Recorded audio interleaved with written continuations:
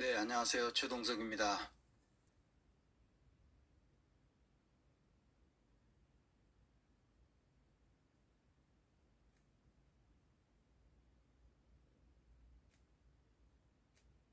네, 안녕하세요. 최동석입니다.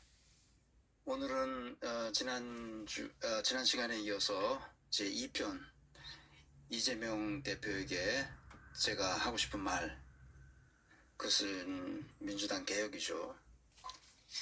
개혁을 하지 않으면 승리할 수 없습니다. 개혁해야 됩니다.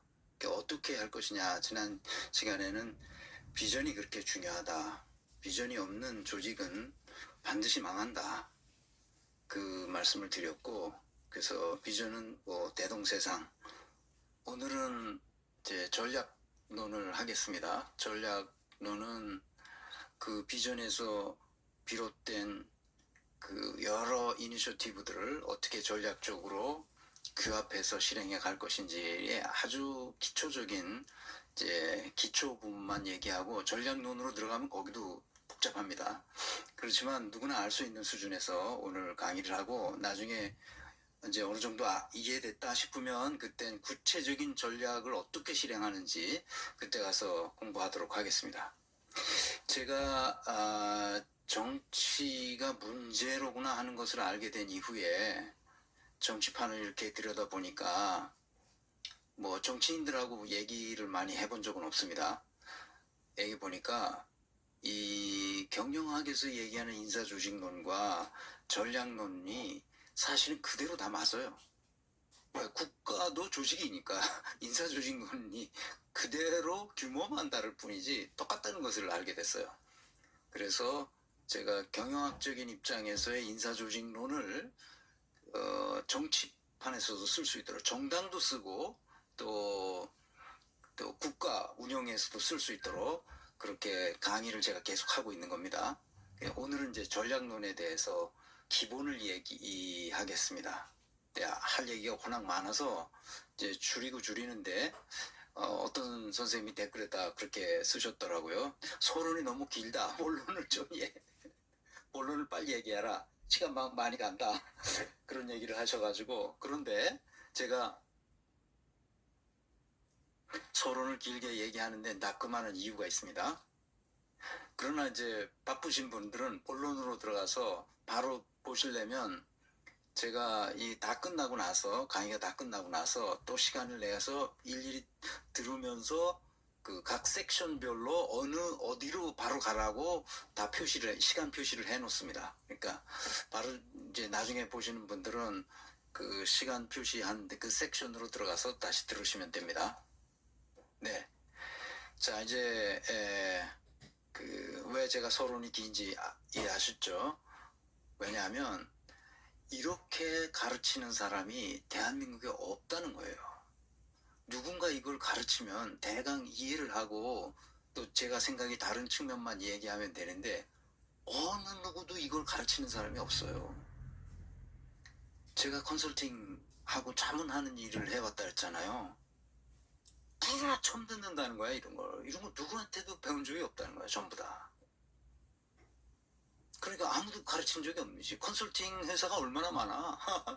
그런데 다 처음 들었다는 거야. 그래서 진짜 그런가 하고 내가 막 뒤져봐도 진짜 가르치는 사람이 없어요. 게르만 모델이라는 말도 처음 들었고 나. 아이고. 그래서 게르만 모델은 내가 만든 말이 아닙니다. 앵글로색슨 모델도 내가 만든 말이 아니에요. 그건 이제 출처가 어딘지 나중에 다 여러분들한테 시간 나면 일일이 다 그 근거를 다 알려드리겠습니다. 근데 그 책 보려면 이제 일반인들은 어렵고요. 다 알려드리겠습니다. 자, 그러면 이제 본격적으로 이야기를 해보겠습니다. 제가 리모컨 이걸 사가지고 이게 아직 제 몸에 익질 않습니다. 자, 댓글 읽어보기를 하겠습니다.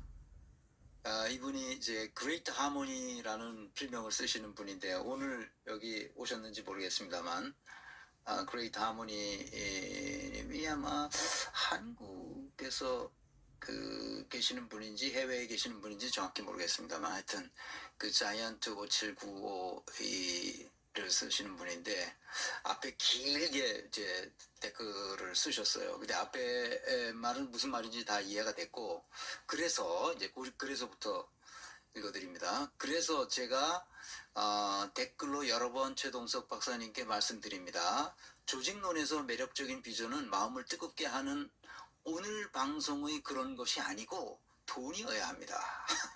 비전은 돈이어야 하는데요.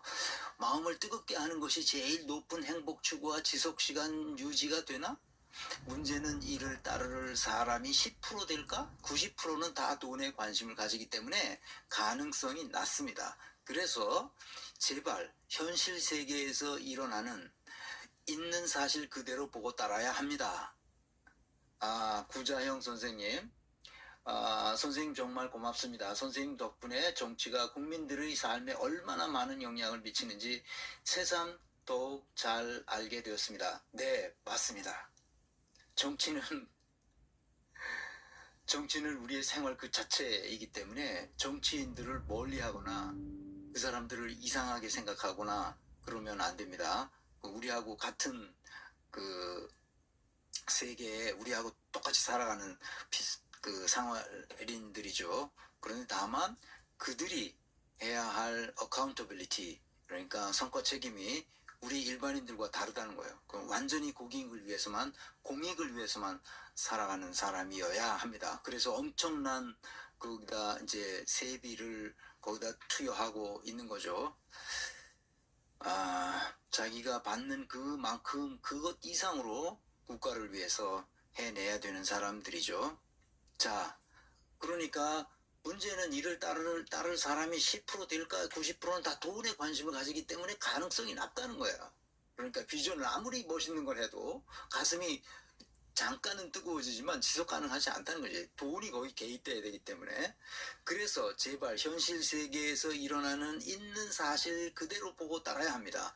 강성용 교수의 인도 강의 좀 보세요. 인도식 다르마가 왜 필요한지 알아야 합니다. 네.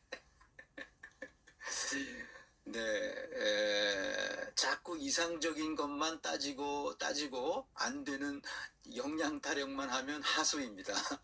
고수는 인간 현실 세계에서 일어날 수 있는 최적화 지점을 찾아서 실현하는 것입니다. 독일과 같이 존나게 다 망해야 하는데 우리는 한국 전쟁에서 망했어도 못했습니다.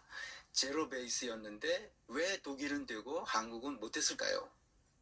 대동세상, 기본소득, 금융 등은 우리가 해야 할 목표이고 현실 세계에서 실제 목표는 이익 공유가 되어야 합니다.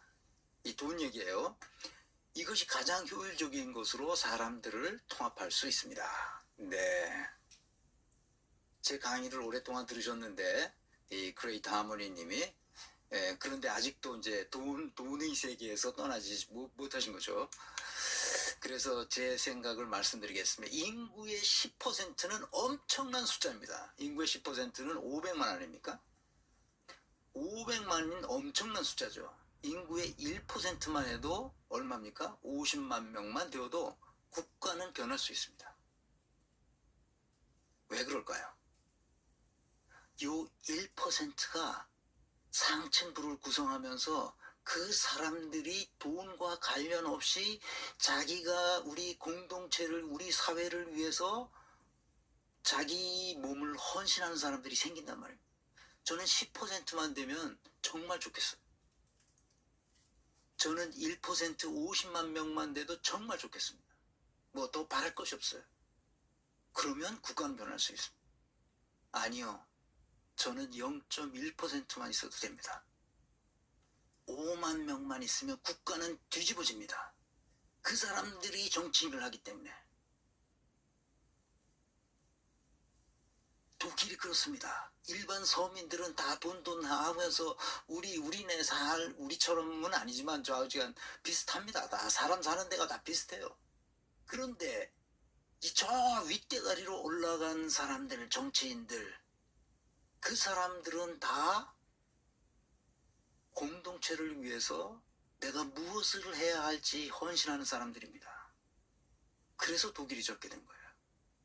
제가 그래서 이 채널은 정치인들이 봐야 돼. 고위 공직자들이 봐야 되는 거예요. 얘네들이 안 보기 때문에 나라가 이 꼴이 되는 거야. 그래서 제가 언제까지 할 수 있을지 모르지만 제가 하는 동안에 이 채널이 모든 고위 공직자들은 저 지방에 있는 저기 군수들, 응? 그 다음에 저 시장들, 그 다음에 광역단체대 이제 도지사들, 그런 걸 그 일을 해보고 싶어 하는 사람들 다 볼 수 있도록 이렇게 해야 됩니다. 아시겠죠? 네. 인구의 10%면 뭐, 아유, 너 뭐, 더 바랄 것이 없죠. 현실은 돈이 인간의 행동 규범을 규제하므로 돈이라는 현실을 따라 이론을 구성하면 미국과 같은 사회로 추락합니다. 돈이 신이 된 사회가 된단 말이죠. 이해하셨죠? 현실은 돈이 작동하지만 이론이 돈을 따라가게 되면 그 이론에 의해서 사회가 굴러가면 그 사회는 미국 같은 비참한 사회가 됩니다. 어마어마한 빈부격차가 일어나고 수천만 명이 한 일주일에 $50 가지고 겨우 살아가고 있어요.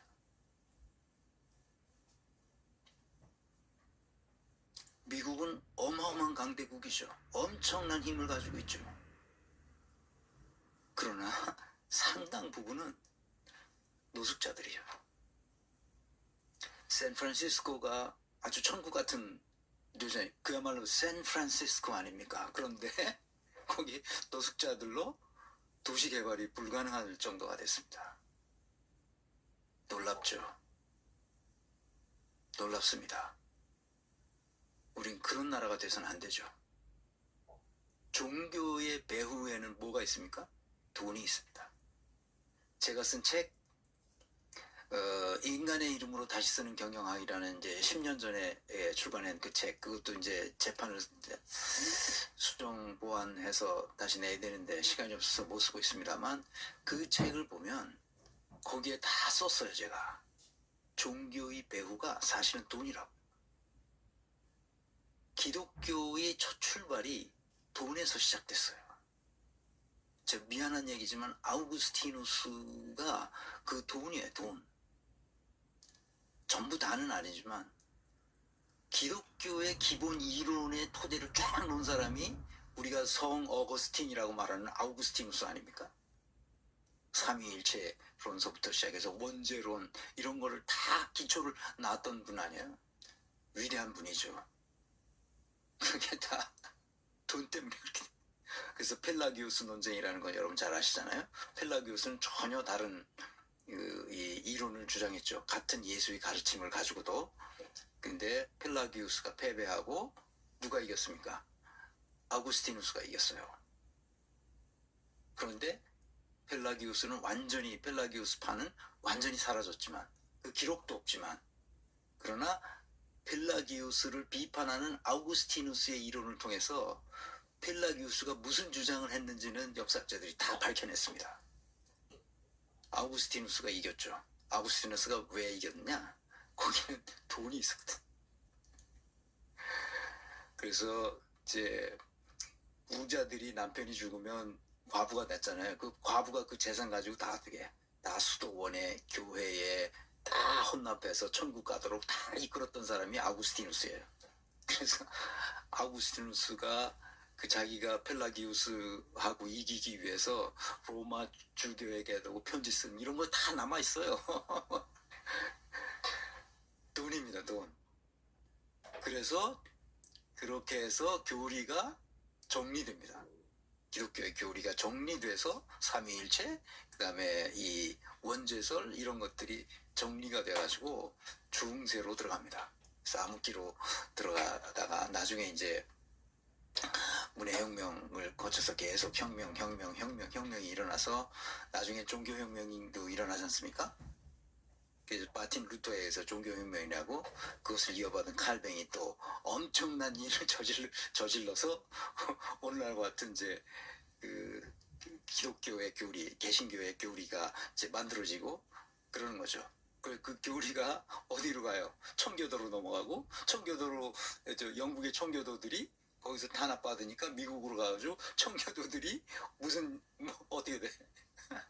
그래가지고 서부 개척 시대에 뭡니까 그 명백한 운명이라는 말도 안 되는 그거 가지고 다 인디언들을 다 깨부시고 그리고 서부를 정복하고 그래서 그 뭐 오순절 운동 뭐 이런 걸 통해서 이게 그 미국 기독교의 역사, 개신교의 역사 이거 보면 좀 엄청나죠. 그래가지고 계속 그 속에 뭐가 배경으로 있냐면 돈이 밑에 다 배경으로 있어요. 미국은 돈이 없는 곳에는 아무 일도 일어나지 않습니다. 다 돈이고요. 그래서 그거를 우리가 받아들여가지고 기독교가 완전히 다 돈이에요, 돈. 돈으로 이렇게 싸바른 거예요, 다. 문제가 심각하죠.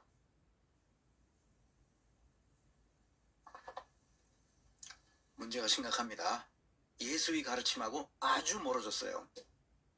그래서 김군수 해방신학자 김구순 선생이 말하는 게 바로 정통으로 예수의 가르침을 설명하고 있는 겁니다. 오늘날 카톨릭이든 개신교든 다 썩은 거예요. 다라 그러니까 좀 이상하다. 99.9%는 썩었습니다. 이건 개신교가 아니에요. 이건 예수의 가르침을 따르는 데가 아닙니다. 기본적으로. 그래서 사람들이 그냥 돈을 섬기는 거나 예수를 섬기는 거나 똑같은 거야. 미신을 섬기잖아. 뭐 다를 게 없어. 돈 놓고 돈 먹는 거야. 내가 심하게 말한다고요? 절대 그렇지 않습니다. 제가 독일 얘기를 자꾸 하니까 독일 얘기하는 사람이 얘기하면 아주 싫어해. 제가 한국 기독교가 얼마나 썩었는지를 독일 교회에서 알았어요. 그 얘기를 하면 또 하루 종일 해도 될 정도입니다. 넘어가겠습니다. 아시겠죠? 돈이 인간의 삶에 유의미하게 개입되면 반드시 사태의 본질이 왜곡됩니다. 돈이란 그렇게 무서운 거예요. 그러니까 돈을 개입시키면 어떻게 되느냐? 사태의 진실이 왜곡됩니다. 왜 왜곡됩니까? 우선 딱 봤잖아요. 서울 양평 고속도로가 돈이 개입되자 왜곡되잖아. 진실이 사라진단 말이야. 돈이 개입되면 돈을 개입시키는 순간 왜곡됩니다. 유의미하게 개입됐을 경우에. 아시겠죠? 그래서 이론은 돈과 상관없이 무엇이 진실인지 그리고 우리가 나가야 할 방향이 무엇인지 그것에 따라서 이론을 만들어야 되고 그 이론이 좋으면 그것이 현실적인 것이 되는 거야. 아시겠죠? 이것이 내가 독일에서 배운 여러 가지가 있는데 그 중에 하나가 이거예요.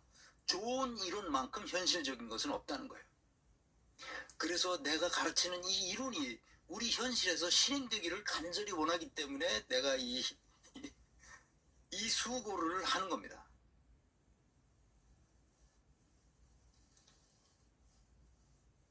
내 지도 교수가 80년대에 그렇게 목놓아 학생들에게 강조했던 것은 바로 특히 이제 박사과정 학생들한테는 이 얘기를 꼭 해요. 박사과정에 들어가면 자기 이론을 만들어야 되잖아.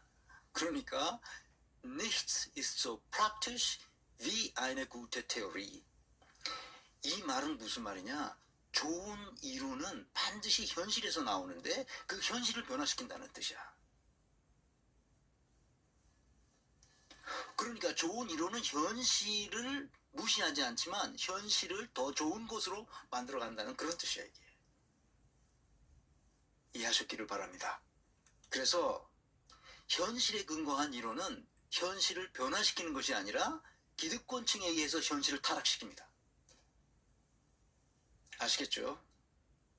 인도 얘기를 하셨는데 내가 강성윤 교수의 강의를 그 3프로 TV에서 나온 강의를 이제 나는 안 듣고 몇 개를 들었어요.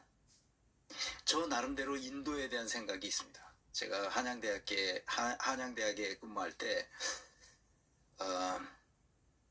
제가 뭐 인도에 가고 싶었던 적은 없는데 그 우연히 그 자연대 학장하시던 이혜원 학장님이 꼭 저를 데리고 인도에 출장을 가겠다고 해서 인도에 출장을 2번 갔어요. 한 번은 일주일 정도 가 있었고 한 번은 한 열흘 가 있었는데 그 열흘에 한 3일은 3일도 한 이틀? 3일인가? 하는 카자흐스탄에 갔었습니다. 카자흐스탄. 가서 거기서 뭐 일을 보고 그다음에 그 학장님을 제가 모시고 같이 갔었는데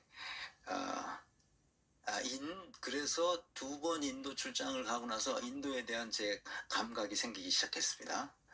그래서 인도에 대해서 조금 공부를 했고 강성용 교수가 하는 그 말들이 굉장히 재미있게 저는 잘 알아듣게 그렇게 됐습니다. 인도에 대해서 특별히 많은 공부를 하진 않았지만 강 교수는 정말 그 훌륭한 분이에요. 정말 훌륭한 분입니다. 인도에 대해서 그렇게 해박한 지식을 갖는다는 게 우리 한국 사람으로서 쉽지 않을 텐데 정말 그 존경할 만한 분이에요. 그래서 인도에 대해서도 제가 할 얘기가 좀 있지만 제 나름대로 감이 있어요. 인도는 좀 어려운 나라입니다.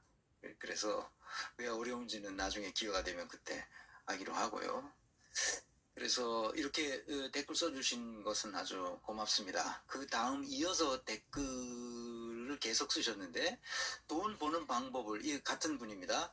돈 버는 방법을 기존의 산업에서는 없으니 확장을 해야 하고 그 확장은 새로운 디지털 산업과 그린 수소 산업과 같은 재생에너지 산업 그리고 첨단 산업, 전통적인 제조업인데 전통적인 제조업은 남한은 매니저 역할을 하고 북한은 공장의 역할로 중국의 대부분을 북한 지역으로 가져오는 것입니다. 그에 따른 북한 지역 인프라 개발입니다. 맞아요. 아주 좋은 아이디어죠. 네, 이렇게 돼야 됩니다. 근데 윤석열 정부는 하도 무식해가지고 이런 생각을 못하는 거죠. 그리고 미국으로부터 진정한 독립은 방위산업의 독립이며 막대한 비용을 우방인 호주와 같은 국가와 함께 하면서 지금의 부담도 줄이고 같이 미국 기술에 독립하여 진정한 자주국방을 할 수 있고 미국에게 다시는 이용당하는 국가가 되지 않는 길입니다. 저도 그렇게 생각합니다. 그렇게 해야죠. 무조건 비전은 돈과 연결되어야 하며 기본 시리즈로 최소한의 생계보장과 종전선으로 막대한 새로운 먹을거리 그리고 새로운 우방과 함께 미국으로부터 독립이 되어야 합니다. 네, 고맙습니다. 맞아요. 저도 그렇게 생각합니다. 그래서 무조건 비전은 돈과 연결되어 있어야 된다. 이 말은 한편으로는 맞고 한편으로는 틀리고 그렇습니다. 그러니까 건강한 철학적 사유에 근거한 모든 이론은 결국 돈으로 귀결된다는 사실을 잊지 말아야 합니다. 다시요. 건강한 철학적 사유에 근거한 모든 이론, 철학적 기반에 깔고 이론이 생기잖아요. 그 이론이 실현되면 그것은 반드시 돈으로 귀결돼요. 걱정할 필요가 없습니다. 그러니까 우리는 좋은 이론을 가지고 있느냐 없느냐가 문제인 것이지 그 이론이 돈과 연결되느냐 안 되느냐는 것은 따질 필요가 없단 말입니다. 왜냐하면 그것이 좋은 이론이라면 반드시 돈과 연결돼요. 제가 뒤에서 왜 그런지를 설명하려고 이 댓글을 여러분들에게 소개하는 겁니다. 좋은 이론만이 반드시 돈으로 연결됩니다. 왜? 공동체의 먹고 사니즘을 해결한단 말이죠. 좋은 이론은 좋은 철학, 좋은 이론, 좋은 방법론은 뭘 가지고 오느냐? 공동체의 먹고 사니즘을 완벽하게 해결해 준단 말이죠.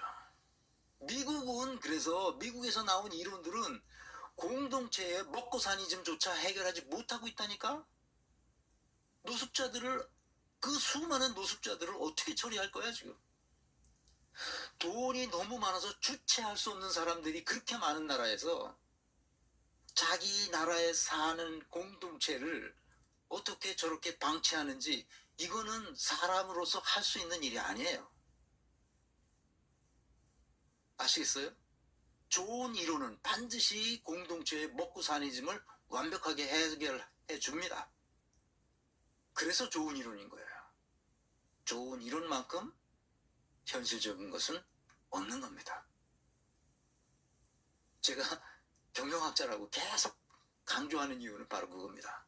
경영학은 돈과 관련이 있어요. 돈과 관련이 있습니다. 걱정하지 않으셔도 됩니다. 네, 감사합니다. 다른 댓글 아마 요건 간단한 거니까요. 소장님, 기분이 이상해서 한 말씀 여쭙습니다. 문재인이 멍청하고 무식해서 윤석열 믿었고, 특히 윤석열이 검찰개혁을 하라고 믿었다고 계속 주장하시는데 이상합니다. 소장님의 논거를 들어보면 문재인은 민주시민, 즉 촛불시민의 편인 척 탈을 쓰고 있는 친일 매국노 부패 집단의 일원이라는 것으로 밖에는 귀결될 수 없는데 왜 자꾸 무식하고 멍청하다는 쪽으로 몰고 가는지 정말 궁금합니다. 네, 그렇습니다. 네, 부패한 친일 매국노 집단으로 문재인을 말해야 되느냐 하는 증거가 없기 때문에 그렇습니다. 그러니까 저는 역량 진단을 하는 사람이잖아요. 역량 진단은 증거가 있어야 돼요. 증거가 아주 뚜렷이 있어야 됩니다. 살인을 했으면 살인했다는 증거가 있어야 되잖아. 그래야 저 사람 살인자로 기소할 거 아니야. 증거가 없어요. 그런데 결과적으로는 사람이 죽었어. 이 사람이 범인인지를 모르겠어. 저 아저씨가. 그럴 땐 어떻게 넘겨짚으면 안 되는 거죠. 그래서 멍청하다고 밖에는 말을 못하는 겁니다. 무능하다 이러는 거죠. 부패한 친일 독재 세력이라고 말했으면 좋겠는데 그 증거가 있으면 좋겠어. 그 빼도 박도 못하는 증거, 그 추론이라도 할 수 있는 충분한 증거, 넉넉히 추론할 수 있는 그런 증거라도 있으면 제가 거기다 넣겠어요. 그런데 그럴 증거가 없으니까, 그러니까 무능하다 쪽으로 가는 수밖에 없죠. 왜? 결과가 아주 나쁘게 나왔으니까. 그건 무능한 사람이나 그렇게 결과를 나쁘게 내거든요. 이해하셨죠? 넘겨짚으면 안 됩니다. 그래서 그렇게 결론을 가는 것라는 점 이해하시기 바랍니다. 네. 철학은 왜 그렇게 중요한가? 다시 한번 말씀드리죠. 이 철학에 기반하지 않은 모든 이론은 인간을 어떻게 차별하게 돼 있어요.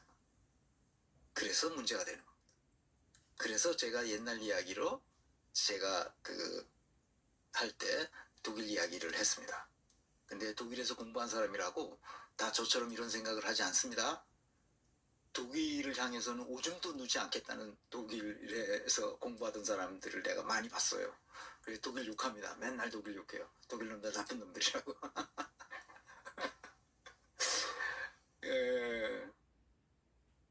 왜 그런지는 제가 이해합니다. 한국식으로 생각을 하면 독일을 이해할 수가 없어요. 그러니까 자기가 한국 사람으로서 한국에서는 잘 나갔는데 독일에 가보니까 이게 뭐야 이게. 시스템이 완전히 다르잖아요. 겉에서 보면 사람 살아가는 게 다 비슷비슷한데 실제로 그 시스템에 들어가서 살아보면 도저히 이해할 수 없는 게 많고, 특히 학습하는 내용이 근본적으로 차이가 있어요, 한국과. 그래서 그런 방식으로 주체적으로 자기 학습이 일어날 수 있는 사람이라야 독일 사회에서 쉽게 적응이 됩니다. 그런데 그렇지 않으면 대학에서 적응하기 힘들죠. 어렵습니다. 독일 대학을 졸업하는 거는 그래서 굉장히 어려워요. 박사학위 받는 거는 독일 대학을 졸업하는 것보다 쉽습니다. 참고로. 쉽다 그러니까 진짜 쉬운 줄 알고 만만히 보시면 안 되고, 대학을 졸업하는 것보다는 대학에서 디플롬학이나 마기스터나 이 스타츠엑사멘을 통과하는 것은 진짜 어렵습니다. 보통 자기 생각을 써야 되기 때문에 자기 생각이 다 합리적으로 그 시험 한 과목당 5시간씩 쉬고 시험을 치는데 그게 50% 들어가고 나머지 또 구두 시험을 쳐는데 그게 50% 들어가. 교수 앞에서 45분간 교수가 묻는 말을 쉬운 물음부터 어려운 물음까지 쭉 따라가면서 계속 대답을 해줘야 돼요. 그 보통 일이 아닙니다. 과목당 그렇게 하는 겁니다.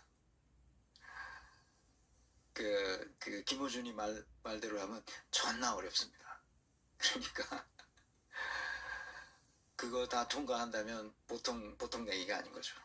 그래서 독일 그런 어려운 과정을 통과하고 학위를 받고 그다음에 또 뭐 이렇게 고위공직으로 계속 사다리를 타고 올라간 사람들은 독일 사람들이 그래서 독일 사람들은 고위공직에 있는 사람을 마음으로부터 존경합니다. 우리는 마음으로부터 존경을 하기커녕은 개무시하잖아요.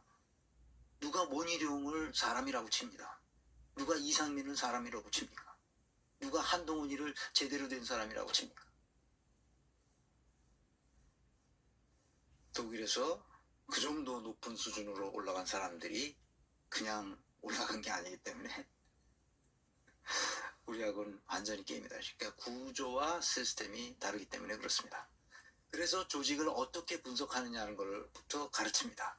조직은 SSPP를 분석해야 된다. 맨 처음에 구자형 선생님 대한민국이 안전한 나라로 가기 위해서는 천민자본주의 사상을 없애야 안전한 나라로 갈 수 있습니다. 안전에 필요한 예산은 소비 예산이어야 하는데 대한민국의 현실은 그렇지 않은 게 정말 문제지요. 제가 119 구조대 근무하면서 몸소 체험했기 때문입니다. 맞습니다. 그래서 민주당의 이재정 의원이 그 소방대원들을 다 국가직으로 전환하느라고 엄청 노력을 해서 그거 했지 않습니까? 지방직이 아니라 국가직으로 해서 이 소비 물품들 전부 그냥 국가 예산으로 지급하도록 그렇게 하는 것을 제가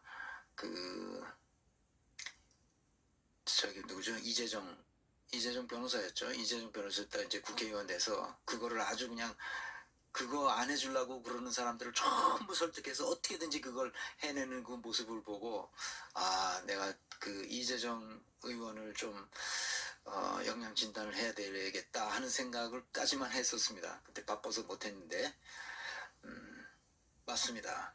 이런 거 이 사회 인프라죠. 이런 걸 다 국가가 알아서 해줘야 되는 거죠. 이런 거는 아낌없이 해야 됩니다. 그래서 SSPP는 이거 아직도 SSPP는 구조와 시스템과 프로세스와 사람. 그러니까 먼저 사람을 보는 게 아니라 그 조직을 볼 때는 구조가 어떻게 되어 있는지 보는 거예요. 시스템이 어떻게 되어 있는지. 구조와 시스템은 다른 겁니다. 전혀 다른 거예요. 구조는 어떻게 나누어져 있나. 요소들이 어떤 방식으로 나누어져 있고 그들의 관계는 무엇인가를 보는 거죠. 그들이 서로 나누어져 있는데 서로 싸우거나 서로 그 분란이 일어나서 서로 경쟁하고 지지고 볶고 일어나. 아니면 서로 하나의 유기체처럼 상호 협동하면서 뭔가를 만들어가는 시스템으로 돼 있나. 시스템은 그러니까 의사결정 시스템, 의사소통 시스템 그런 걸 말하는 거예요. 그러니까 구조와 시스템은 전혀 다른 건데 사람들이 이것을 똑같이 생각하는 경우가 많습니다. 그래서 이 두 개를 합쳐서 우리 제도라고도 말하고 이 세 개를 합쳐서 제도라고 말하기도 합니다. 구조와 시스템이 생기면 프로세스가 당연히 일어나는데 구조와 시스템이 잘 돼 있어도 프로세스가 엉망진창인 경우가 있을 수 있어요. 그러니까 이 세 개를 같이 봐야 됩니다. 그 다음에 이제 마지막으로 사람을 보면 조직이 잘 돌아가는지 잘 돌아가지 않을지를 알 수 있죠. 컨설턴트가 조직에 가서 분석할 때 이렇게 분석하는 겁니다. 구조가 어떻게 됐는지를 볼 때 인사조직론의 구조를 보면 인사론과 조직론으로 나눠져 있죠. 사람, 여기는 구조와 시스템 프로세스. 그런데 사람은 인사설계를 해야 되고 조직론에서는 구조와 시스템과 프로세스를 함께 고려하는 조직 설계를 하게 되는 거죠. 그러면 다시 인사론은 영양 진단을 해서 사람 인사 설계를 하게 되고 가장 밑바닥에 성취회충 모형과 같은 영양 진단 모형이 있는 거고, 조직론에는 가장 그 최소 단위가 직무죠. 직무 아래 직무 분석을 해서 성과 책임 모형을 각 직무로 분산해 주는 겁니다. 이제 이걸 기초적으로 이해해야 이제 전략론을 이해할 수가 있어요. 그냥 통으로 전략 이런 거 아무 소용이 없어. 아무 소용. 그건 하나만 하는 거야. 여기까지 이해하셨죠? 그러니까 직무를 분석할 수 있어야 돼. 그런데 인사조직론 하시는 분들이, 선생님들이 직무를 분석할지 모른다는 걸 내가 알고 충격을 받았어. 근데 우리나라 대학의 인사조직론을 가르치는 선생님들, 교수들 영양 진단을 못해.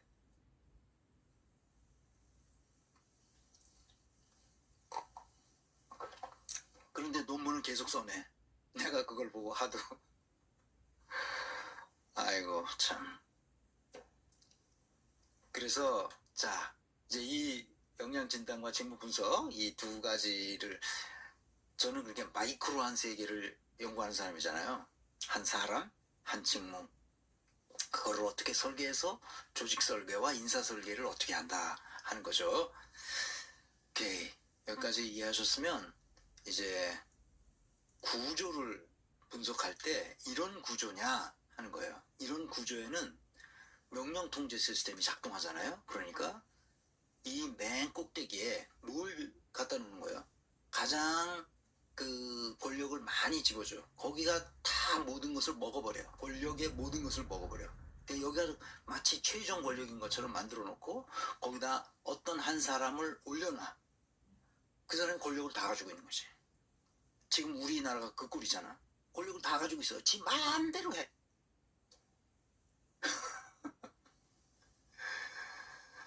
아이고, 해군인가? 그 해병대에서 수사를 다 했어. 그 최상병이 그 홍수 때 잘못돼가지고 거기서 사망했는데, 그것 때문에 왜 그렇게 했나? 왜 이게 뭡니까?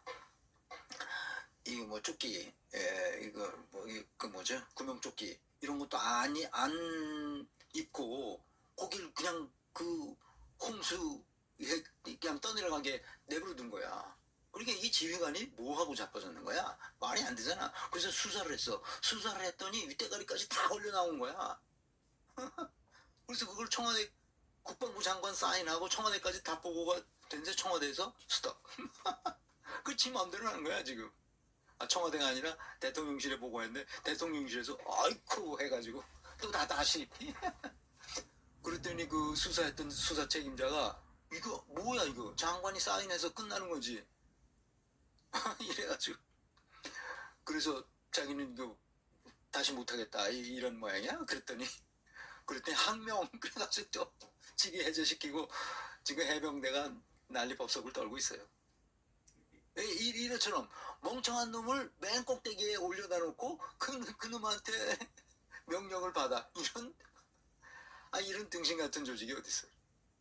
이 선조 같은 임금이라고 올려놓고 거기에서 명령을 받는 거랑 똑같이. 이순신 같은 훌륭한 장군이 있는데 명령을 선조한테 받아. 똑같은 거야 이게. 그 시스템을 벗어나지 못하고 있다는 거야. 아직도 해방된 이후에. 그러니까 거기 잘 보이려고 호위무사하고 십상시들이 거기 있는 거 아니야 지금. 그러니까 각 직무의 성과 책임이 없지. 그러니까 서로 충성심 경쟁하고 무임승차하는 놈들이 많이 나타난단 말이야. 승진할수록 무능해져. 그러니까 아니 장관들 봐, 무능하지 않은 놈이 있나 거기 다. 부정부패 먹이사슬이잖아 다 이게. 지식과 정보와 경험이 이 메커니즘에 쌓이겠냐고. 안 쌓이잖아. 지배하고 통제하고 지시하고 명령하고 엉망진창이 되는 거야. 그러니까 이 잼버리 어떻게 하는지 보면 알잖아요. 그 피라미드형 계급 구조가 한 번 망가지면 이렇게 되는 거야. 잼버리형 계급 구조지 이게. 우리의 삶을 옥죄고 있는 이런 구조와 세상 어디서 왔냐? 이건 제국주의 시대에서 온 거야. 이걸 아직도 쓰고 있다니까 우리나라엔. 이걸 빨리 벗어나야 돼요. 그래서 난 온 국민이 이 강의를 들으시라는 거야. 우리가 지금 어디에 처해 있는지 우리 현주소를 알아야 돼.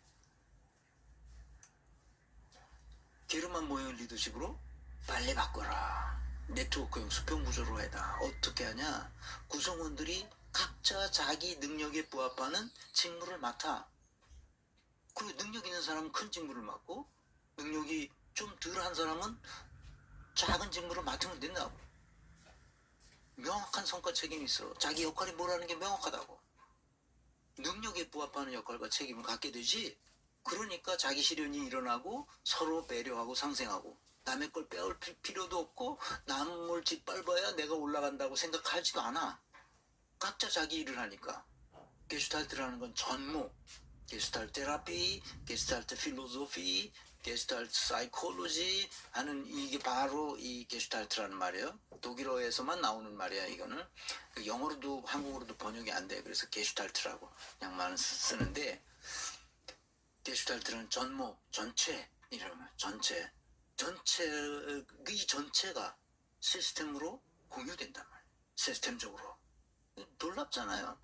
누구나 정보가 투명하게 다 알려져 있어. 자기가 하는 일이 뭐라는 걸, 그것을 어떻게 하고 있는 걸, 어떤 마일리지를, 어떤 마일스톤을 놓고 내가 거기까지 가는 과정도 다 공유된단 말이야. 아니, 공유되는데 그게 어떻게 거기서 부패가 일어날 수 있겠어? 투명성이 확보되죠. 그러니까 정보와 지식과 경험이 이 네트워크에 축적되는 거예요. 그 시스템에 축적되지. 그러니까 조금이라도 어떻게 돼? 문명이 진보한다는 거예요. 그러니까 여기선 서로 경쟁하고 투쟁하고 차별하고 그런 게 있을 수가 없잖아. 서로 연대하고 보충하고 그리고 대화하고 토론하고 그리고 합의하고. 서로 의견이 다를 경우는 토론을 통해서 합의하는 시간이 많이 걸려도 합의가 안 되면 결정하지 않아. 합의될 때까지 계속 한다고. 그러나 위급 상황이 되면 그 책임이 누군지에 따라서 위급 상황에 대처하는 즉각적인 명령을 내릴 수가 있어요. 그건 다 매뉴얼로 그렇게 돼 있어. 위급 상황이었을 때는 합의하고 토론하고 이럴 시간이 없잖아. 즉각적인 명령을 내린다. 그거는 그 책임자가 딱 정해져 있기 때문에 그렇지. 우리는 오송 사고가 났을 때 오송 지하차도에서 14분인가 돌아가셨는데 14분인가 17분인가 하여간 돌아가셨는데 누가 책임진지 몰라. 누가 서로 핑퐁 치고 있어. 떡처럼 그냥 엉겨붙어가지고 누구 책임인지도 불분명한 게 그냥 엉망진창으로 돌아가는 거야. 그러니까 거기다가 도지사라는 사람은 무슨 뭘 먹었는지 뭐 술이 취했는지 어쨌는지 하여튼 정신을 못 차리고 해롱거리고 있고 왔다 갔다 하고.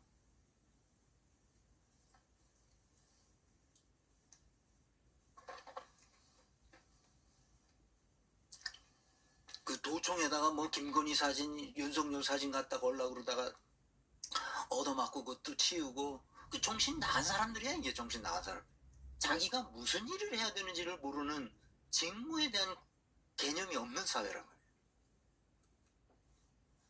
직무의 무게는 서로 달라도 이런 경우에 직무 담당자는 수평 구조에서 서로의 견제와 균형을 이루어지도록 하는, 이것을 뭐라 존재와 실존의 조화라고 말해요. 어려운 말로.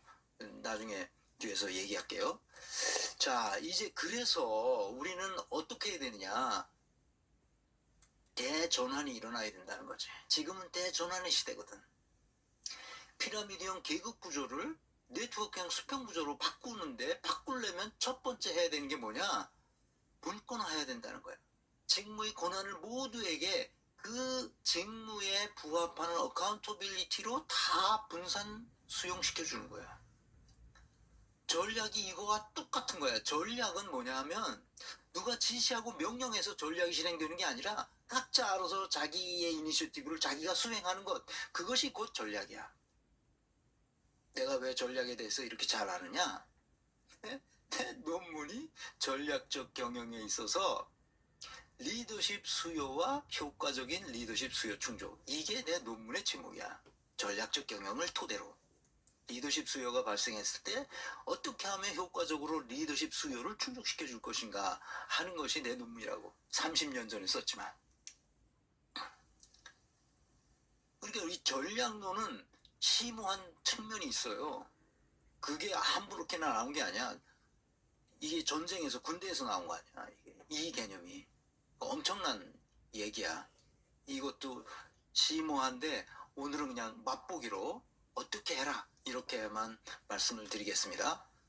두 번째는 분권화 시켜놓고 자율성을 부여해야 돼. 분권과 자율이 동시에 동전의 양면처럼 붙어있지 않는 한 그것은 아무것도 아닌 거야. 분권화 시키고 자율성을 부여하고 네가 알아서 해. 알았지? 그리고 자기가 한 일을 다 네트워크로 공유하는 거야. 이거 지금 서론입니다. 서론이 길죠? 서론이에요.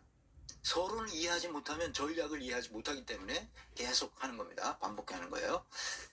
그 다음에 이제 그렇게 되면 투명하게 공유하는 네트워크를 건강하게 튼튼한 네트워크로 만들어져요. 네트워크에서 떨어지면 안 됩니다. 네트워크에서 찢어지면 안 돼요. 항상 네트워크로 연결되어 있습니다. 연결되어 있습니다. 그래서 그 네트워크 안에서 의사결정이 일어나도록 하는 거예요. 의사결정의 최종 주체는 각 직무 담당자지만 그 담당자가 결정하는 그 결정이 올바르다는 것을 피드백을 누구로부터 받느냐? 자기 동료로부터 받아. 동료로부터 이건 좀 이상하다 얘기하면 그 이상한 점을 서로 대화를 통해서 합의해 이루면 돼. 최종적인 책임은 누구야? 그 직무 담당자가 지는 거지. 그러니까 시간이 많이 걸리겠어? 짧게 걸리겠어? 시간이 많이 걸리지. 그래서 독일 사람들은 의사결정이 늦어. 그런데 한번 의사결정이 일어나면 절대로 뒤로 가지 않아. 앞으로 가. 왜? 합의했거든. 누구도 이것을 뒤로 돌릴 사람이 없어. 앞으로 가. 앞으로. 앞으로. 이게 바로 뭐냐? 리더십이야. 내가 전략적 경영에 있어서의 리더십 수요와 효과적인 리더십 수요 충족이 내 논문의 제목이라 그랬잖아요. 이게 리더십이야. 이 리더십을 발휘하지 못하면 우리 민족의 대전환이 불가능하다는 거야. 어떻게 미국 이론 갖다가 우리가 미국 사람들이 만든 이론은 우리한테는 가랭이가 찢어지는 이론이에요. 거기는 어마어마한 자원과 어마어마한 이 자원을 가지고 있어. 우리하고는 받질 않아. 거기는 아무렇게나 해도 돼. 걔네들은 앞으로 100년을 최강국으로 살아갈 수 있어. 우리 미국을 따라하면 안 된다는 걸 계속 얘기하는 거예요. 작은 나라가 미국과 게임이 안 되잖아. 우리가 할 수 있는 일은 뭐냐? 네트워크형 수평 구조를 만들어야 되는 거야. 게르만 모형으로. 스위스 사람들이 이렇게 한단 말이야. 독일 사람들이 이렇게 하거든. 네덜란드, 덴마크, 다 북유럽 사람 다 이 방식을 써요. 제발 이쪽으로 가도록 그렇게 합시다. 그렇게 하는데 걸림돌이 있어요. 왜? 피라미드형 계급 구조에 자기들끼리 짜웅하면서 기득권을 유지하고 있는 사람들이 있거든. 걔네들이 수박이란 말이야.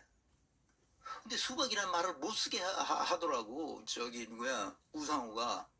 아니 이거 아주 등신 같은 놈이야. 왜냐하면 수박이를 수박이라고 그러는데 그게 얼마나 정확한 지명이야. 수박이거든. 수박. 겉다르고 속다른 놈들이란 말이야. 그래서 그 수박을 오늘 내가 발견했어요. 철수 손가락님, 공기업들이 기재부터 독립해서 새로운 모델로 가야 합니다. 당연하죠. 공기업이 별도 기업으로 만들어놨으면 스스로 알아서 자율적으로 하게 하고 내 자체 내에서 할 수 있도록 조직을 세팅해주면 되는 거예요. 누가 그걸 건드립니까? 그 자체 내에서 결과를 좋게 내면 되는 거지. 그 결과를 좋게 내는 방법도 다 의사결정하는 방법이 정해져 있어요. 다시 반복합니다. 연방 총리실과 연방 장관들이 모여서 의사결정하는 방식이 바로 이렇게 하는 거예요. 연방 총리가 연방 장관들한테 이렇게 해라 저렇게 해라 명령하는 게 일체 없어요.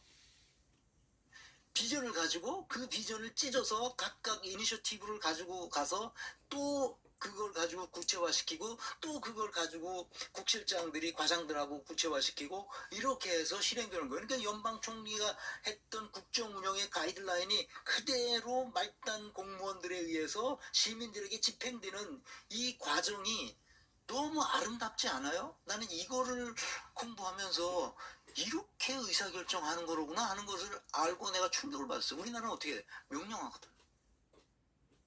지시해. 대통령이 사무관이 할 일을 지시하고 앉았어.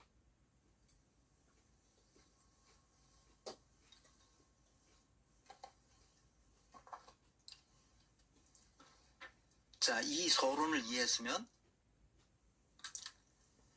누가 지금 문제를 일으키고 있는지 그거를 뉴스 반장 내가 유튜브를 보다가 오늘 뉴스 반장에 나온 걸 보고 깜짝 놀랐어요. 한번 우선 들어봅시다. 여기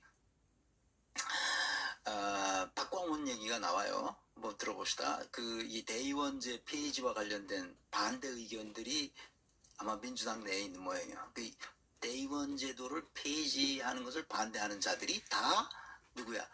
문재인, 이낙연, 박광원 이 패거리들이거든. 그러니까 말을 내가 다 들어봤어요. 내가 몇 번 들어봤다고. 그런데 박광원이 수박이라는 것을 확실하게 이번에 알게 됐어요. 자, 들어봅시다. 이번 사태를 계기로 개혁 세력과 반개혁 세력, 진짜 의원과 수박 의원들이 정확하게 솎아지고 있는데요. 대충은 알고 있었지만 그 면모가 더욱더 뚜렷해지고 있습니다. 이참에 다 쫓아내야죠. 정작 일다운 일을 하지 않고 자신들의 알량한 그 밥그릇을 지키기 위해 올인하는 이들이 있어야 할 곳은 국회가 아니기 때문입니다. 더불어민주당 혁신위원회가 8일 대의원제도 개편 방안을 발표하기로 했다가 10일로 연기했습니다. 당내 의견 수렴 절차가 마무리되지 않았다는 이유였지만 다수의 의원들이 반발하고 있는 탓인데요. 또 개혁을 가로막고 자신들의 기득권을 지키려는 몸부림의 결과인 거죠. 현역 의원과 당직자 의견 수렴 과정에서 기존에 준비됐던 대의원제도 개편 세부 내용이 일부 수정되거나 추가 조율을 위해 발표 일정이 또다시 연기될 가능성도 있는 상황인데요. 계속해 반대 의견을 제시하며 개편 방안을 누더기로 만들고 있는 겁니다. 혁신위원회가 대의원제도 개편을 추진하는 것은 표의 등가성 때문인데요. 더불어민주당 전당대회에서 당대표 또는 최고위원을 선출할 때 권리당원 40%, 대의원 30%, 여론조사 25%, 일반당원 5%를 반영하게 되어 있습니다. 문제는 권리당원 130만 명이 넘는 상황에서 40%를 반영하고 16,000명 선인 대의원을 30% 반영하면 대의원 한 표가 권리당원 60표의 가치에 이르는 현상이 발생하게 된다는 점인데요. 이 때문에 1일 1표라는 표의 등가성 원리를 고려해 대의원 제도를 폐지하거나 유지하더라도 대의원의 표를 권리당원 1표와 동등하게 고정하자는 주장이 대두되어 왔던 겁니다. 보통 대의원은 지역구 현역 의원이나 지역위원장이 임명하는데요. 이렇게 되면 지역에서는 현역 의원이나 지역위원장의 영향력이 극대화될 수밖에 없는 겁니다. 이는 계보 정치를 유지하는 동력이 될 수밖에 없는데요. 현역 의원이나 지역위원장이 대의원 한 표를 확보하면 권리당원 60표를 확보한 것과 동일한 효과를 내게 되는 거죠. 이 때문에 현역 의원과 지역위원장만 계보원으로 포섭해 이를 통해 대의원들이 조직투표를 하도록 하면 권리당원의 영향력을 뛰어넘어 당권을 확보할 수 있게 되는 겁니다. 결국 현역 의원, 지역위원장은 물론 계보 정치를 추구하는 정치인들에게는 대의원 제도가 곧 기득권으로 작동하고 있는 것이 현실이며 기정사실인데요. 그런데 대의원이 영향력을 축소하려는 혁신위의 움직임에 대해 당내 비명계를 중심으로 반발이 나오고 있는 거죠. 대의원제 문제는 사실 역사성을 갖고 있는 사안이라서 이걸 어느 한 면에서 보고 재단하고 결정하기에는 굉장히 복잡하고 어려운 문제입니다. 대의원제는 대의민주주의의 어떤 기본 원리에 의해서 우리 당의 사실상 최고 의사결정 기구인 전당대회가 전국 대의원 대회를 뜻하는 것이거든요. 그러니까 전국 대의원들이 한 자리에 모여서 우리 당의 최고 의사결정 기구로서 당원, 당규, 강령 모든 것들을 개정할 수 있고 제정할 수 있는 권한을 갖는 매우 중요한 기구입니다. 그 대의원제를 폐지한다는 것은 그것은 그러니까 대의민주주의의 기본 원리에 반할 수 있다 하는 점을 말씀을 드리고요.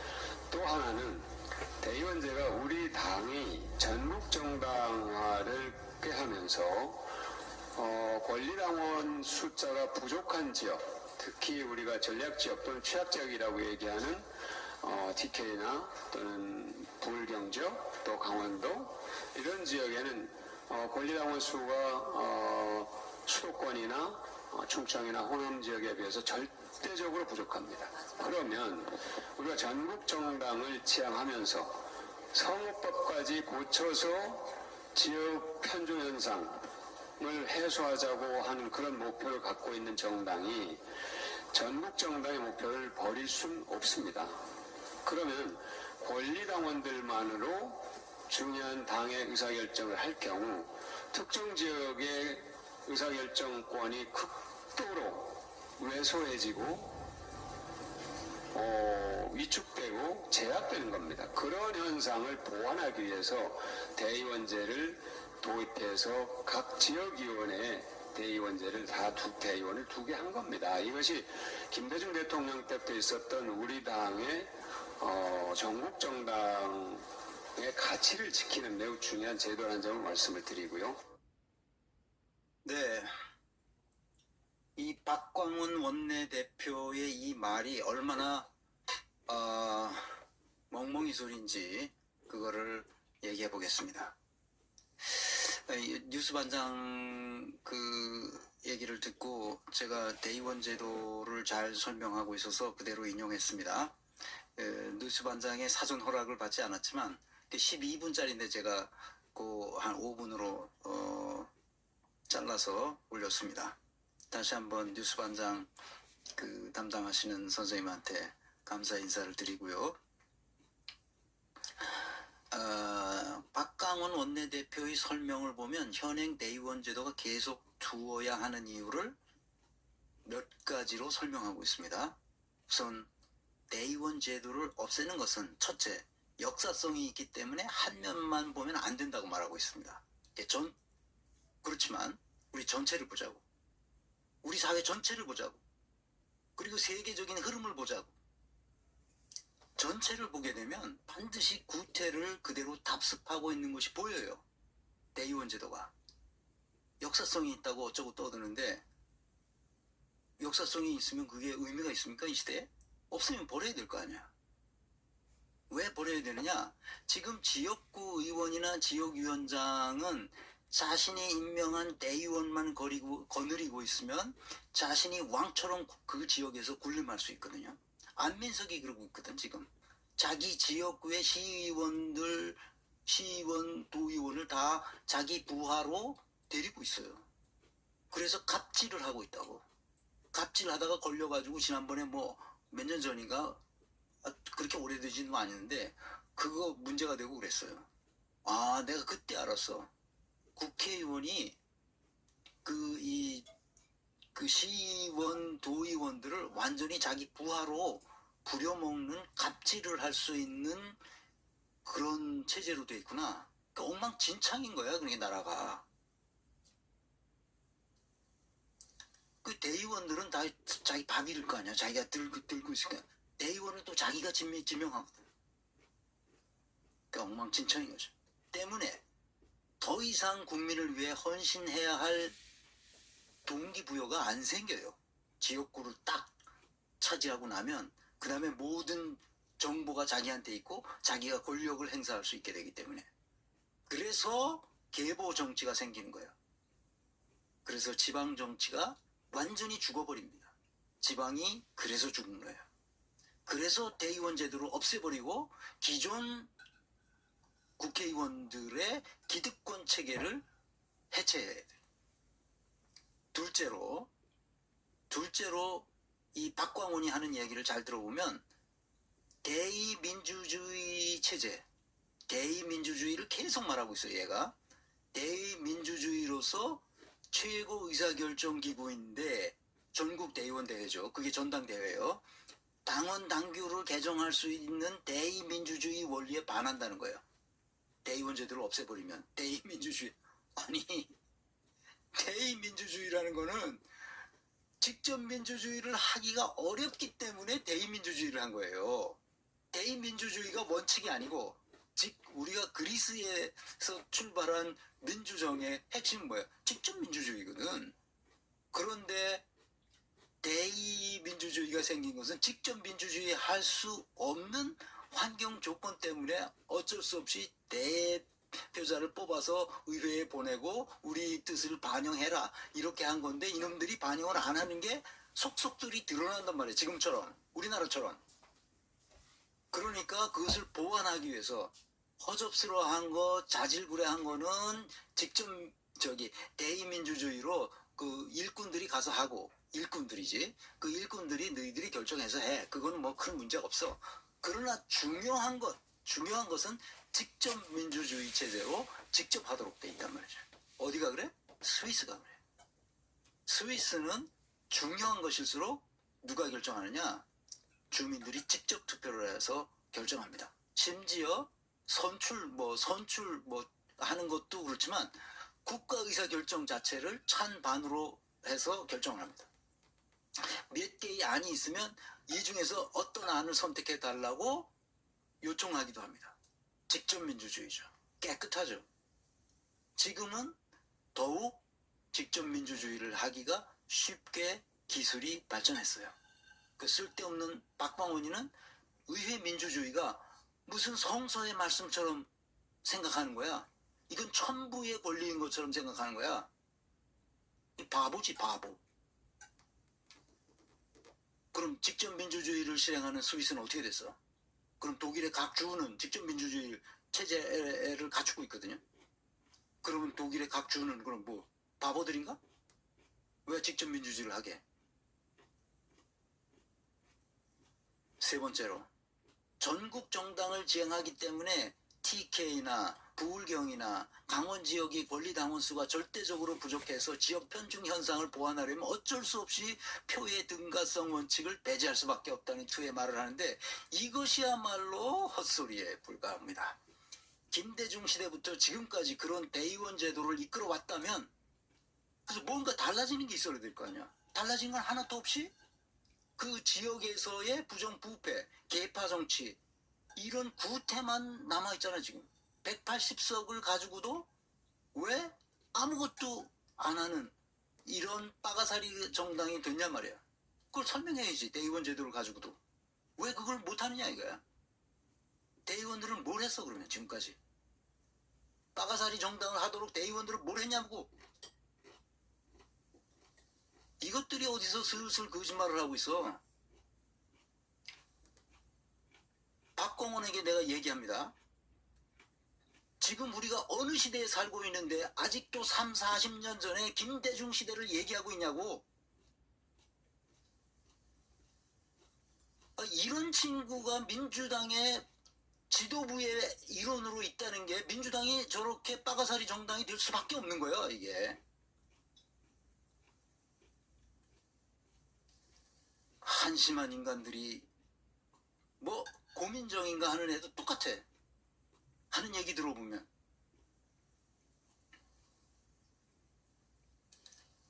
그래서 내가 이럴 줄 알고 지난 박광훈이 신임 원내대표가 됐을 때 4월 30일 날 내가 호우에 30강으로 한 적이 있어요. 뭐라고 했냐? 그때 한 그 10분이 넘게 했는데 한 두 단락만 여러분들에게 읽어드리겠습니다. 이 앞에 뭐라고 썼냐면 이낙연이 무슨 잘못된 짓을 저질렀는지를 쭉 설명했어요. 왜냐하면 얘는 이낙연 따라다니네 이제 박광훈이. 그런데 그래서 맨 마지막 두 단락을 여러분들에게 읽어드리겠습니다.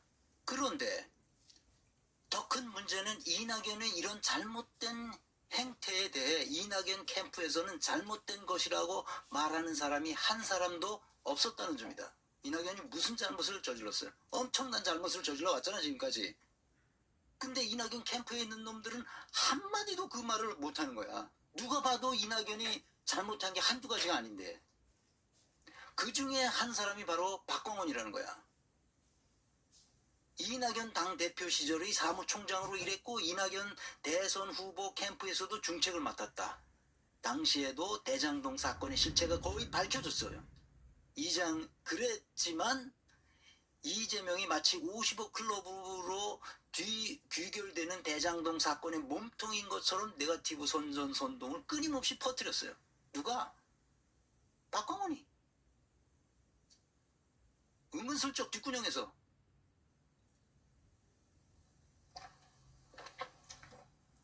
이런 자가 원내대표를 하고 있단 말이야 지금. 그러니 이 당이 제대로 되겠어? 원내에서 지금 싸우고 있어? 국회의원들이 지금 제대로 윤석열이 하는 행태에 대해서 싸우고 있냐고? 못 싸우고 있잖아. 왜? 이낙연이나 문재인이나 윤석열이 다 똑같은 놈들 아니야? 그래서 많은 사람이 박광원더러 이낙연이 똘만이라는 말을 한다. 대선 캠페인 과정에서 이재명 후보를 위해 열심히 일한 흔적은 거의 보이지 않기 때문에 더욱 그렇다. 대선 후보로 결정됐어. 이재명이. 근데 박광원이 넌 뭘 했어? 어? 이재명의 대선 패배는 이낙연의 똘마니들 때문이라고 말하는 사람들이 많은 이유이기도 하다.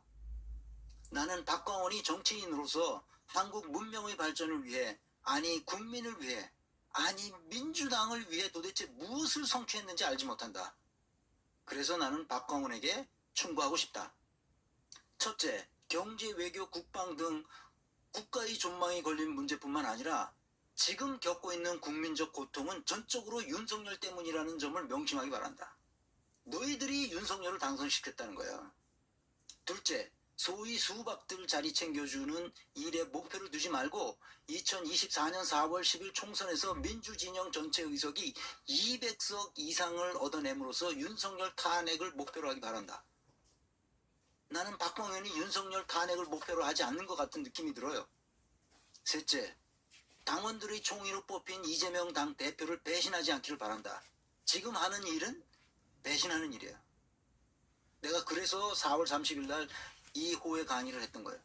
넷째, 민주시민과 당원들의 뜻을 배신하고 내각제를 꿈꾸고 있는 이낙연, 김진표, 박봉석 등을 비롯한 수박들이 민주당 내에 수두룩하다. 이들과의 모든 사적 관계를 끊고 오로지 민주시민과 당원들의 뜻에 따라 행동하기를 바란다. 내각제는 꿈도 꾸지 않기를 바란다. 다섯째, 국회의원들의 의사보다 더 중요한 것은 당원과 국민의 의사다.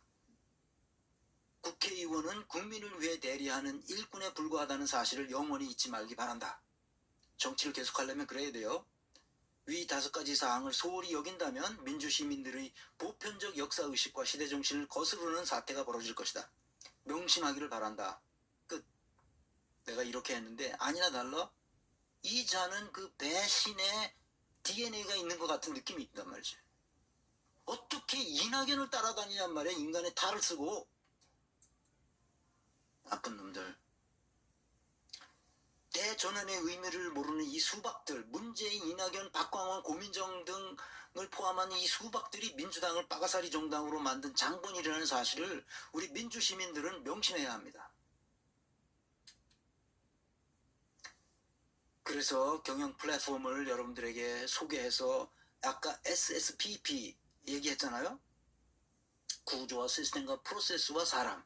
이 4개를 하나의 구조 틀 안에 집어넣어서 플랫폼을 만들려면 반드시 6개의 모듈이 필요한데 그 6개의 모듈을 어떻게 배치했는지를 잘 머릿속에 그 스키마로 기억해 주시길 바랍니다. 여기 머릿속에 이게 장착이 돼야 돼요. 오늘은 그래서 비전, 전략, 조직 이렇게 하는데 비전은 지난 시간에 했고 오늘은 이제 전략론을 하려고 하는 겁니다. 그래서 이 비전을 미는 거예요. 그래서 비전에 밀려서 뭐가 나온다고? 전략이 나오는 거죠. 전략에 밀려서 조직이 나오고. 그래서 그 비전을 밀 때 그 미는 힘이 바로 리더십이에요. 그것은 생명을 불어넣어서 동기부여가 생기도록 하고 조건을 정비해서 그들이 그 일을 마음껏 할 수 있도록 환경 조건을 세팅해 주는 거죠. 그게 리더십이에요. 그 리더십에는 반드시 컴펠링한 비전을 만들어내죠. compelling purpose, compelling direction, compelling vision. 이 세 가지를 중에 여러분들이 원하는 가장 바람직한 것을 원해서 우리 당이 그것을 추구해 나가야 됩니다. 나는 기본사회가 좋다고 생각해요. 기본사회를 생각하면 우리가 5년 내에 독일을 능가할 수 있게 생각합니다. 했다고 생각합니다. 그 다음에 한 10년 내에는 스위스를 넘어설 수 있게 되겠죠. 진호윤이, 유진호 선생이로구나. 유진호 선생. 네, 라이브는 처음 듣습니다. 파이팅. 라이브는 또 처음 듣는군요. 네, 고맙습니다. 그래서 그 비전의 결과를 알 수 있고, 알 수 있어야 되고, 그다음에 도전적이어야 되고, 명확해야 된다. 이것을 설명드렸죠, 지난 시간에. 그래서 오늘은 이제 전략으로 넘어가겠습니다. 전략은 그 핵심 있는 마일스톤과 이니셔티브, 이게 두 가지. 마일스톤과 이니셔티브, 마일스톤 또는 로드맵 같은 말입니다. 그러니까 이니셔티브가 핵심이죠. 그래서 여기서 가장 중요한 건 뭐라고요? 잊지 마세요. 비전이죠. 비전, 목적, 방향, 이 같은 말입니다. 컴펠링한 비전, 컴펠링한 목적, 컴펠링한 방향. 이 컴펠링이란 뜻이 뭔지 모르신 분은 지난 강의를 들으시기 바랍니다. 자, 그럼 오늘은 그럼 민주당이 이재명이 지난 정치 입문한 이후에 지금까지 해왔던 행적을 쭉 추적하면 이 사람이 원하는 것은 기본사회였구나 하는 걸 알 수 있어요. 지난 대선의 억강부약 대동세상을 얘기했던 그 기본사회, 다시 말하면 기본사회를 향하여 가자는 거죠. 그러면 가장 밑바닥에 있는 사람들, 가장 취약한 사람들, 가장 보잘것없는 자들, 이 사람들을 예수에게 헌금하듯이 그들을 들어올리면 그들 위에서 살아가던 2분위에 있던 사람들이 자연히 올라가게 되고 3분위에 있던 사람들도 따라서 올라가게 되고 4분위는 말할 것도 없고 5분위는 신경 쓸 필요가 없고. 아시겠죠 이거? 이 논리, 이게 머리에서 여러분 배어 있어야 돼요. 우리 사회 구조가 어떻게 되어 있는지를 배울 필요도 없이 그냥 자동방으로 그렇게 이해해야 돼요. 서울역의 노숙자들, 그들을 올려주면 그 위에 있는 사람 자연히 올라간단 말이에요. 자연히 올라가게 돼 있어요. 경제 구조가 그렇게 돼 있단 말입니다. 그러니까 이 비전은 어떤 분면에 있는 게 좋으냐? 비전, 목적, 방향은 구체적이면서 방법과 수단은 아직 incomplete한 상태. 그러면 좋은 거죠. 그런 방법과 수단은 자기가 만들어서 실행해야 돼. 자기가 만들어서 실행하는 것, 그것이 뭐예요? 그것이 바로 이니셔티브야. 여차 CC 감사합니다. 여차 CC님. 자, 그러면 이제 지난번에 비전 역경에서 좌절하지 않도록 어쩌고 하는 게 있어요. 그 비전 좋죠. 그 보험회사 합니다. 역경에 좌절하지 않도록 보험료를 받아서 나중에 역경이 생겼을 때 그때 이제 보험금을 지급해 줌으로써 좌절하지 않도록 하는 그거죠. 우리는 인류의 질병과 싸운다. 이거는 제가 그 획스트, 옛날 그 제약회사 획스트에 갔을 때 그 사람들한테 내가 그 상당히 감명을 받았습니다. 그래서 기억하고 있고요. 더 기쁘고 더 좋은 소리를 하카라는 그 스피커 만드는 회사였습니다. 이게 다 독일 회사들입니다. 그럼 민주당은 뭐냐? 억강부약으로 대동세상, 이 기본사회로 간다는 거죠. 기본사회가 이렇게 비전으로 딱 우리 앞에 있는 겁니다. 그렇죠? 그러면 우리가 5년 내에 독일을 능가할 수 있는 거죠. 이것을 비전으로 삼으면 가슴이 뛰지 않아요? 그냥 기본사회 그러면 가슴이 안 뛰는데 저는 5년 내에 우리가 독일을 넘어설 수 있다. 10년 내에 스위스를 넘어설 수 있다. 그러면 우리 동북아의 한국은 동북아의 스위스가 된다. 너무 가슴 뛰지 않아요? 그래서 그 기본사회로 나아가기 위해서는 어마어마한 각 분야별로 해야 할 일들이 무지기수로 생긴단 말이죠. 이렇게 막 이런 일들이 생겨요. 금융 분야, 경제 분야, 산업 분야, 종교 분야, 또 무슨 분야가 있어요. 뭐 문화 분야, 교육 분야, 법률 분야, 어마어마한 일들이 많이 생길 거 아니에요. 이렇게 포도송이처럼 할 일들이 쫙 생긴단 말이죠. 우선 가이드라인을 정해서 기본사회로 간다. 그러면 그걸 찢어가서야 되지. 누가? 정치인들이, 국회의원들이, 선수별로 선수가 많은 사람들에게 더 힘들고 어려운 무거운 과제를 거기다 부여해야지. 그거를 뭐라 그러냐, 이렇게 부여할 수도 있고 저렇게 부여할 수도 있고 이렇게 말할 수도 있고 저렇게 말할 수도 있는데, 그것을 미션이라고도 하고 이것을 전략과제라고도 하고 이것을 정책 목표라고도 하고 이것을 이니셔티브라고도 해요. 어떻게 부르든지 상관없어요. 근데 미션과 비전은 이렇게 사람들이 서로 헷갈리고 막 그래요. 그래서 저는 미션이란 말은 별로 좋아하지 않습니다만, 전략과제는 경영학에 쓰는 용어입니다. 그다음에 정책 목표는 일반 행정 쪽에서 쓰는 것 같습니다. 그래서 저는 아주 중립적으로 이니셔티브라는 말을 좋아합니다. 왜냐하면 전략과제니 정책 목표니 이러면 다 밑에다 줘. 밑에 사무관한테 줘. 이렇게 해오라고. 자기는 개입하지 않고. 그래서 해온 게 마음에 들면 그냥 사인하고 마음에 안 들면 눈을 부라리고 이런 짓을 하거든. 고위공직자들이 다. 그런 게 아니라는 거예요. 이게. 이것은 이니셔티브예요. 내 이니셔티브예요. 내가 직접 하는 거예요. 내가. 아시겠어요? 내가 직접 한다니까? 그러면 그러면 윤석열의 이니셔티브가 있나? 없어. 김건희의 이니셔티브는 있지. 왜냐하면 자기 땅 앞으로 고속도로를 휘게 만든다. 이게 김건희의 이니셔티브인 것 같아. 내가 보기엔. 편안함에 네, 감사합니다.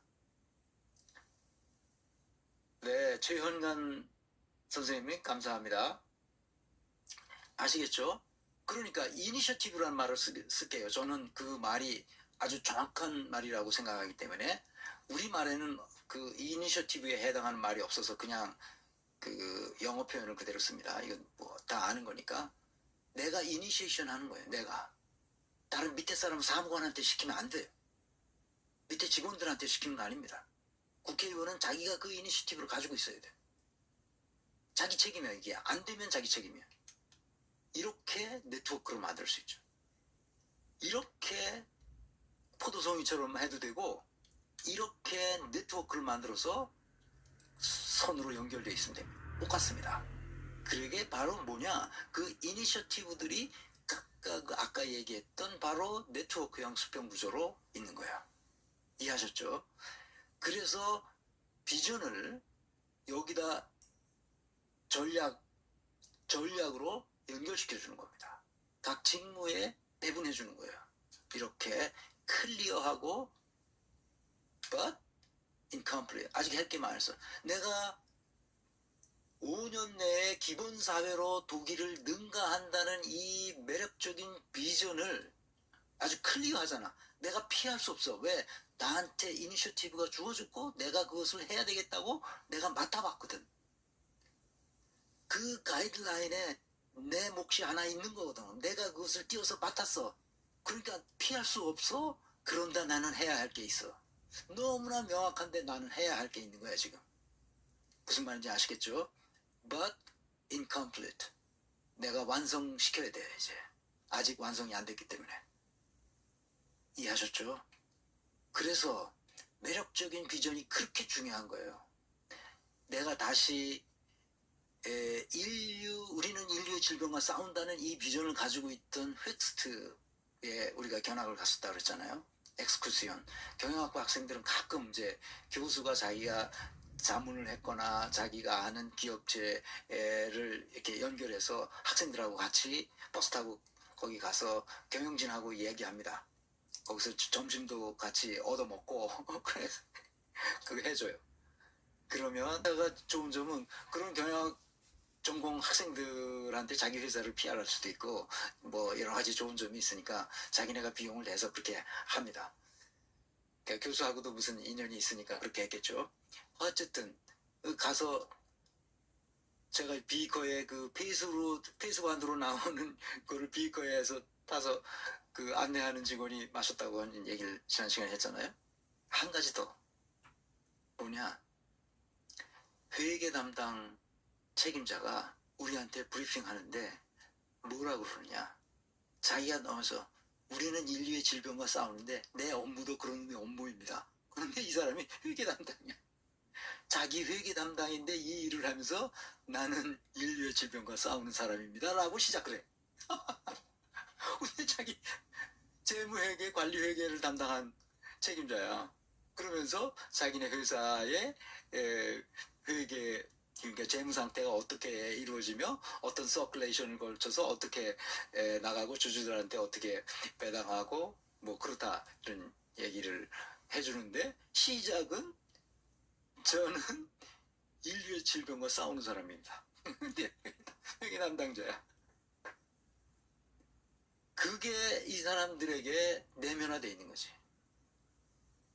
민주당은 반드시 그래야 됩니다. 이 비전으로 뭉쳐야 됩니다. 이 지도를 지난 시간에 보여드렸는데 이게 독일 역사 속에 가장 큰 영토입니다. 이것을 연방은행 직원들이 밥 먹으러 갈 때마다 점심시간에 늘 이거를 본다고 말씀드렸는데, 제가 이 지도와 관련돼서 이 높은 사람, 그 한스 티트마이어하고 제가 그때 그 아침 식사를 같이 하면서 간단하게 얘기를 하는데, 간단하게 얘기하는 게 아니라 11시까지 얘기했다 했잖아요. 나는 경영자들만 그런 줄 알았어요. 근데 이 공직에 나온 이 높은 지위에 있는 사람, 그 소속 연방은행 총재, 그렇게 높은 지위에 있는 사람들이 이 공동체를 위해서 자기가 무엇을 해야 한다는 사명감, 그런 책임감, 이런 것이 말에 물끝 나온단 말이에요. 기업인들도 역시 그래요. 그래서 나는 독일인들은 왜 이럴까, 이런 걸 혼자 생각해 누구한테 물어보진 않았는데, 왜냐하면 자기들이 자라나면서 공동체로부터 받은 은혜, 혜택, 이것이 너무 커. 그러니까 이 사람들은 자라나면서 자연스럽게 내가 공동체를 위해서 뭔가 헌신해야 된다 하는 생각을 위로 가는 사람은 다 그렇게 한단 말이야. 그러니까 인구의 몇 퍼센트가 그러겠어? 인구의 10%? 고위 공직에 가는데 그런 사람이 아니면 고위 공직에 갈 수가 없어. 그러니까 국가를 이끄는 사람은 실제로 고위 공직자 몇 명이라고. 그 사람들이 독일을 이렇게 만들어 온 거야 지금까지. 내가 그래서 여러분들에게 목 놓아 이야기하는 거예요. 고위 공직자들은 어떤 기준이 있어야 되냐, 내가 공익을 위해서 헌신할 마음을 가지고 있으면 되는 거예요. 그래서 부탁의 말씀을 여러분들에게 드리겠습니다. 지금 동시 시청자 수가 제 계기판에는 1247명 이렇게 되어 있습니다. 그래서 여러 선생님들이 다 퍼날라서 고위 공직에 있는 사람, 앞으로 고위 공직자가 되고 싶어 하는 사람, 그것은 누구나 이 영상을 보고 구독할 수 있도록 그렇게 해주시면 좋겠습니다. 이건 어디에서도 가르치지 않는 거라 제가 꼭 이 말씀을 드립니다. 그렇게 구독, 좋아요, 알림 설정, 제가 호외도 가끔 하니까 알림 설정 받으시기를 바라고요. 널리 공유해 주시기를 거듭 부탁드리는데, 다시 광고 하나를 하겠습니다. 다른 백년 광고인데요. 이 김상준 교수가 쓴 이 붕새의 날개 문명의 진로라는 이 책입니다. 이 팽창 문명에서 내장 문명으로 이 책은 정말 제가 여러분들한테 소개하고 싶은 책인데요. 이게 이렇게 두꺼운 책이 이렇게 두꺼운 이게 벽돌책이 벽돌 거의 1000페이지 가까운 1000페이지 963페이지인데 이 1000페이지 가까운 이 책을 제가 그 이내경 이사장 이내경 지금 명예이사장의 다른 백년에 그 다른 백년이라는 이름을 왜 줬느냐 이렇게 줬어요. 어떻게 줬냐 지난 100년 같은 방식으로 역사를 우리가 보내면 안 된다. 완전히 새로운 100년이 돼야 된다. 그래서 새로운 100년은 문명의 대전환이 일어나는 그 기회를 삼아야 된다. 그래서 다른 100년이라는 이름으로 붙였다 하더라고요. 그래서 자기 사제를 털어서 다른 100년이라는 사람법인을 만들어서 무슨 일을 하느냐 그랬더니 이런 훌륭한 학자들을 그냥 사람들이 잘 모르고 있던 이런 사람들인데 내가 이 책을 읽어보고 깜짝 놀랐어요. 내가 생각하는 거랑 거의 같아. 나는 마이크로한 그저 역량 진단 또는 뭐 직무 분석 이런 마이크로한 레벨에서 그 연구했던 사람이고 지금도 그것을 가르치고 있지만 이 김상준 교수는 매크로한 레벨에서 인류 문명사의 관점을 훨씬 뛰어넘는 인류사의 관점에서 우리가 어떻게 문명의 대전환을 일으켜서 상승의 날개로 날아갈 수 있는가. 붕새는 여러분 잘 아시는 그 장자에 나오는 바로 그 새를 말하는 겁니다. 날아갈 수 있을 것인가. 인류가 여기까지 왔는데